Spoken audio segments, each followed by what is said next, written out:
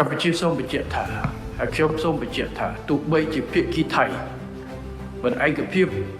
ជាមួយយើងនៅក្នុងការយកបញ្ហានេះទៅ ICJ ក៏កម្ពុជានឹងប្តឹងទៅ ICJ លើបញ្ហានេះដើម្បីបញ្ចប់បញ្ហានេះនិងពន្លត់បញ្ហានេះតែម្ដងកុំឲ្យមានបញ្ហាសពិញសពើគ្នាជាពិសេសការធ្លាក់ចូលទៅក្នុងការបំផុសរុញច្រានដោយក្រុមជលនិយមមួយក្រាបទូចនៅក្នុងប្រទេសថៃនិងកម្ពុជាដែលអាចឈានទៅដល់ការផ្ទុះអាវុធនិងការប្រឈមគ្នាអញ្ចឹងកិច្ចការងារនេះគឺជាការសម្រេចចិត្តរបស់រាជរដ្ឋាភិបាលខ្ញុំក៏សូមបញ្ជាក់ជូនអង្គសមាជក៏ដូចជាប្រជាពលរដ្ឋ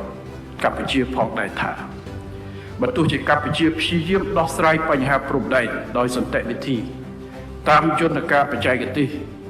នៅផ្អែកលើមូលដ្ឋានច្បាប់អន្តរជាតិក៏ប៉ុន្តែកម្ពុជារក្សាសិទ្ធិនៅក្នុងការការពារបូរណភាពទឹកដីរបស់ខ្លួនតាមគ្រប់មធ្យោបាយរួមទាំងការប្រើប្រាស់កម្លាំងប្រដាប់អាវុធបើសិនជាមានការប៉ុនប៉ងរំលោភដែនអធិបតេយ្យភាពរបស់កម្ពុជាដោយប្រើប្រាស់កម្លាំងប្រដាប់អាវុធនេះគឺជាការបដិញ្ញាចិត្តរបស់រាជរដ្ឋាភិបាល